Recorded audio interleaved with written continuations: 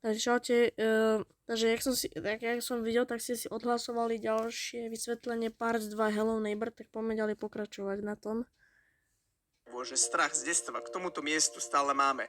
Odchádzame odtiaľ preč, aby sme sa ukľudnili, sme unavení po dlhej ceste a rozhodneme sa trošku si pospať. V tom sa nám sníva, že susedov dom sa stal ešte väčším a detský krík ešte hlasnejší. Keď sme sa dostali do pivnice, stretávame obrovského suseda, ktorý ničí dom a berie kartonového chlapca, ktorý bol v dome. Na chrbte je dom, do ktorého sa musíme dostať. Keď sme sa tam dostali, tak začína posledný level. My ochraňujeme samého seba od Shadowmana, alebo od svojho strachu, ktorý nie nás opustiť. Musíme ochraňovať samého seba od úderov Shadowmana. Všimnite si, že za každým úderom sme čoraz väčší. Nie, netýka sa to výšky, ale týka sa to morálky, čím následne bojujeme viac proti svojmu strachu.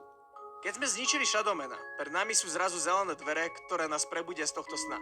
Taktiež vidíme aj dom, kde je uväznený sused, ktorý sa snaží utiecť pred Shadowmanom alebo taktiež pred svojim strachom. On klope na okná, kričí o pomoc, ale jeho už nikto a nič nezachráni. Nám už nič iné neostáva, len ako sa zobudiť v svojom dome s úsmevom na tvári.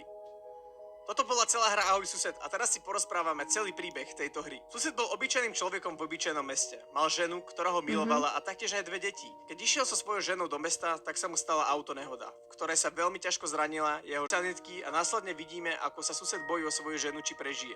Žiaľ, ona neskôr zomrela v nemocnici na ťažké zranenie.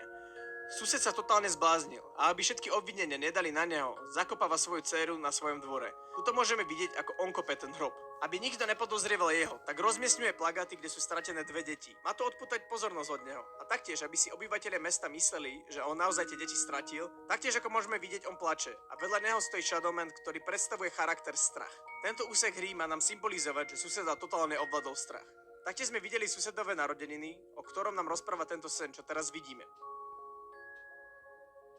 So susedom sa niečo deje a jeho život sa úplne otočil, presne ako táto miestnosť. Ide o to, že keď sa jeho syn hral so svojou dcerou, tak ju nechťa zhodil zo stolu na pád z obrovskej výšky.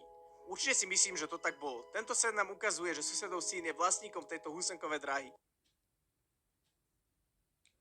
Počujete, dobre, za chvíľku bude part 3, tak zatiaľ čau.